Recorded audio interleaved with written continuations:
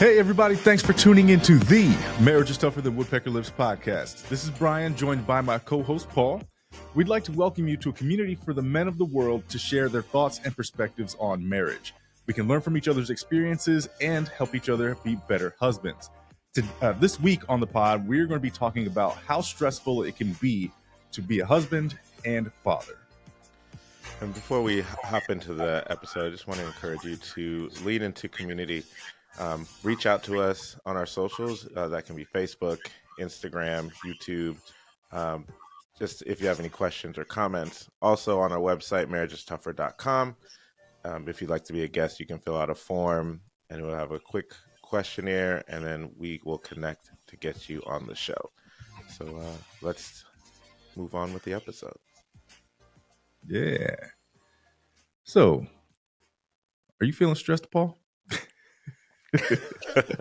Dun, dun, dun. I can. I can feel stressed.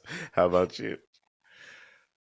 At the moment, actually, yes. Which is funny for me because for a long time I wouldn't admit that it was stress.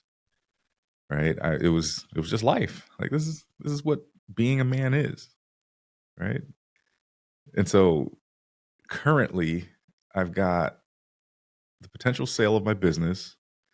I am losing my longest tenure employee. I'm working on changing positions at work.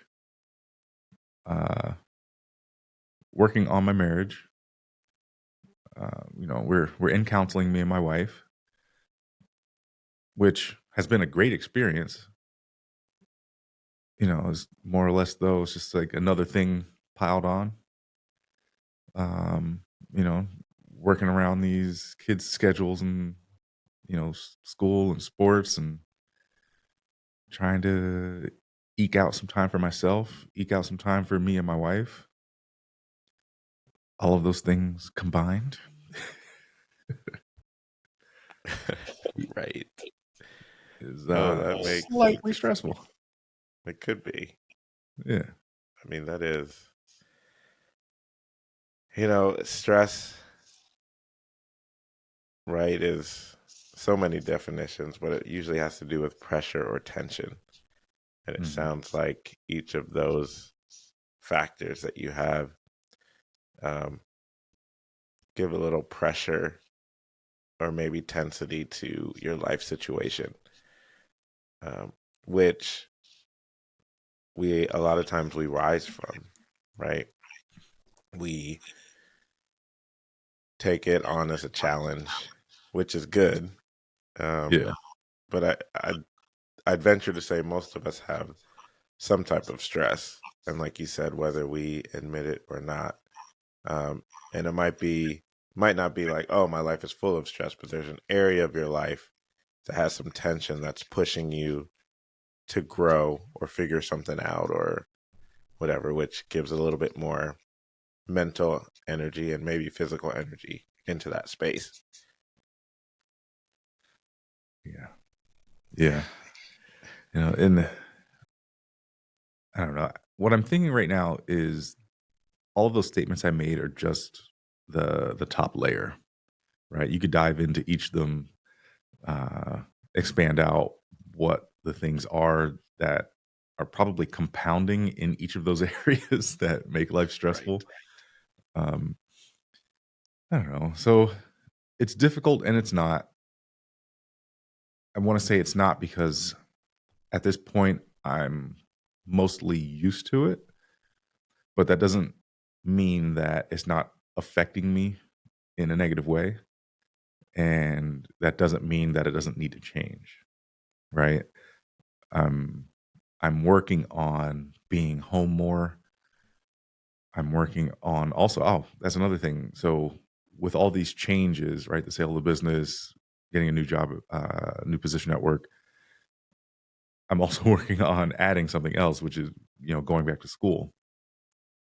So not having done that as an adult yet, that's going to probably add a whole nother level of stress to the formula.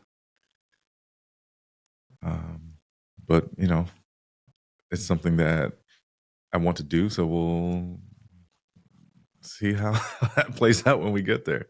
Man, that's interesting you say that, right? Because sometimes there's a stress of the not knowing, Exactly. right? It's I haven't been here before, so I'm gonna mentally play out all these scenarios and try to either get my mind ready or, depending on your personality, go to the good or the bad.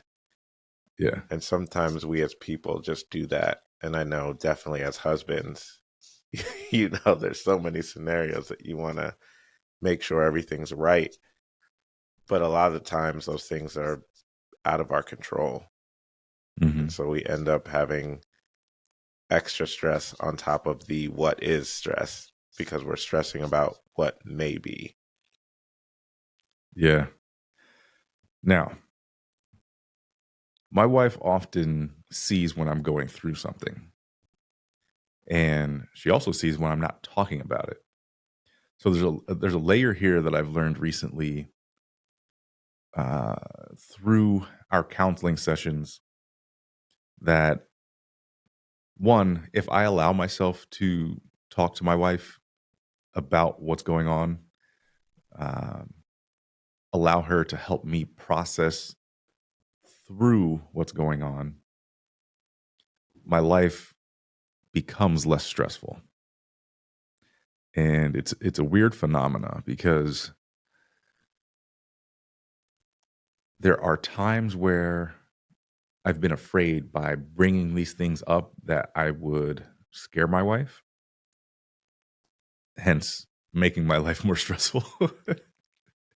So there's a layer there where like I've tried to avoid that. Um, but I guess it's largely in the way that you approach it. If I come to my wife and say, "Hey, there's some difficult things I'm going through," you know, I I know that we're gonna get through it, but I just want to bounce this off you. Allow you to support me in the ways that you can and know how. But mostly, I just want to like talk about this, get it off my chest. But and I'll ask you your opinion on this. There are, what I was saying earlier is I'm sometimes afraid of that transference of energy, right? I get to say everything that I've been thinking about and maybe worrying about, and then I say it out loud. Does that just put it on her? I'm like, you carry this for a minute until I get it figured out. Yeah, that is, I think that's always a worry or a issue for a lot of husbands. Or that's what we tell ourselves to not be vulnerable Mm, because, our wives are grown women, right? They know how to manage stress better than we do because they have a culture of walking through out loud, right? The stressors of life. I think because I'll speak for me and you because, we are coming into how to manage our emotions in a healthier way, not bottling up and sharing them. But our wives have already been at a place to process their emotions and manage stress, and just like you said, they will be able to help us better come up with a solution either together or even just independent. Like, oh yeah, I manage all this stuff, why don't you try this? And it's like, oh, you're right. So, not to say that that should not be considered, because that's just kind of human nature, but I think we may, as husbands and as men, lean on that space kind of as a crutch so that we can say, oh, I don't need to talk to her about this because I don't want to dump it all on her. I don't want to overburden her. But just like you said, she already knows when you're stressing and when you're not talking about it. hmm So as husband, we should let our wife in to what's going on with our head so that she's not, it's probably worse for her trying to run through all those things in her head and the options that it could be. And when you just say this is what it is, she'll just like, oh, and then keep it moving. Obviously, not everything is just an oh, but at least now she doesn't have 10 options to figure out what's going on. She actually can just focus on what the actual issue is. Right. Yeah, I agree with that. I definitely agree. Um, it the funny thing about it, until you get used to it, it's still just gonna be scary. So there's, just that intentional practice of communicating with your wife.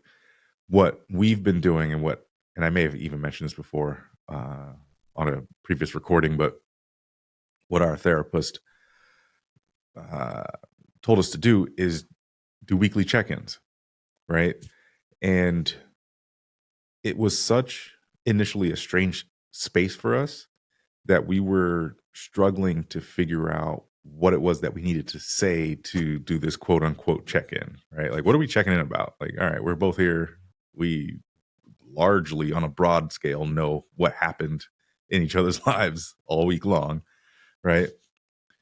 And then I know we talked about this. I thought, man, when I check in with Paul, more times than not, we haven't talked in a week, right? So there's like all this stuff that happened that we get to catch up on. So what if I approached it in a manner where we just reviewed what happened in the week and that gets the ball rolling in the conversation, right? And there might be small details in there that are important that she may not have caught the first time around, or I may not have mentioned the first time around. So there could be new data in there. Um, and then once the ball's rolling, that can also trigger, hey, let's talk about what's coming up this next week, right? For those of you who aren't doing that, think about how much more smoothly you can run through the upcoming week if you've talked about how your family's going to prepare for it, right? Hey, we got X, Y, and Z on the calendar. I'm going to run with this child over here. You take these two over here. All right, that day's cool. You know, and then even as life often does, it, throws up a hurdle or an obstacle, and those things need to change because we've talked about what the original plan was. We're not just sitting there dumbfounded about now what are we going to do, right? We're making small adjustments rather than creating a whole new plan from scratch. Yeah, that's so good. I think for me and my counseling, since we're going to talk about kind of tips, there was a weekly check-in, but it was to check in with Crystal as Crystal, not Okay. and me as me, not what's going on with the family. And I think one, we have less kids to worry about. But also, I mean, that was kind of our our space. We were talking about everything else except for, what's going Mhm. on with us. So that was a practice. And I think just as you mentioned, it's weird. Well, for me, it was interesting going in that space. I think she was fine with having that space, but for me to actually be intentional of sharing what I felt during the week or what I was thinking, it was more on that emotional level.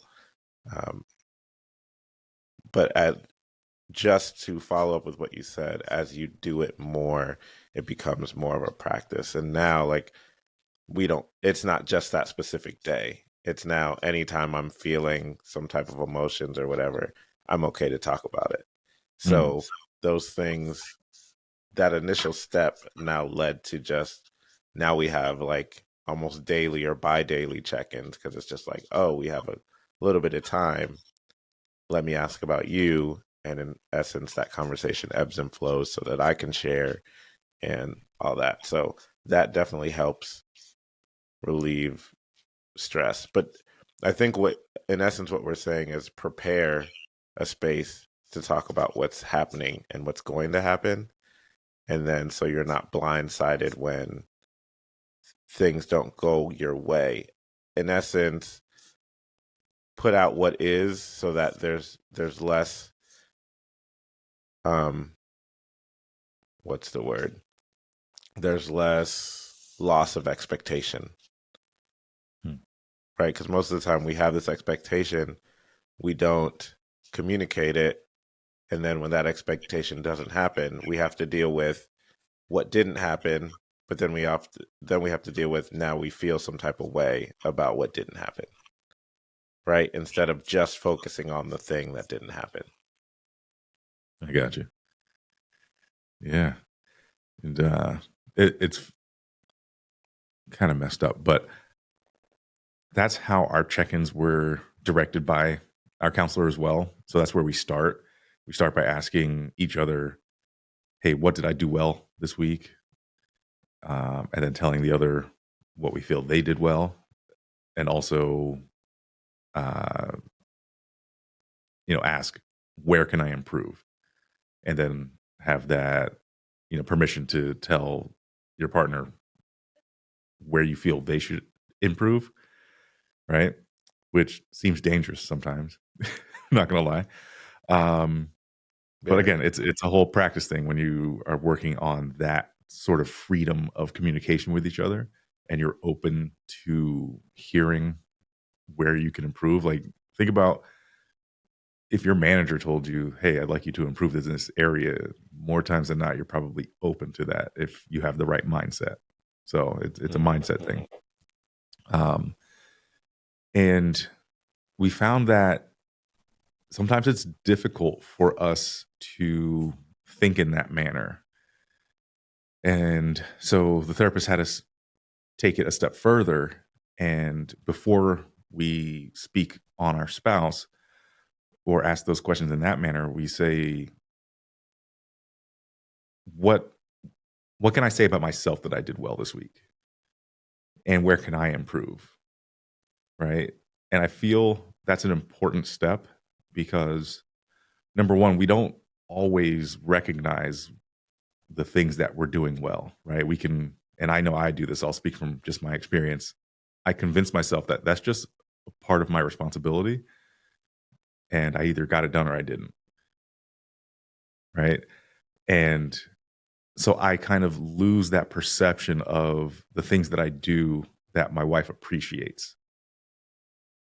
And I might even get to the point where I convince myself that she doesn't appreciate it because I don't hear it. So now I just got to do this, right? Oh, that part is so real, and it's yeah, when that is so important, because that's why we have to affirm each other, Right. right? Even on the things that seem mundane or daily, like, and those areas that we may have struggled in and now have become consistent, Hmm. we may even just now that's part of just the rhythm of life, and it's an awesome thing that that has become a rhythm.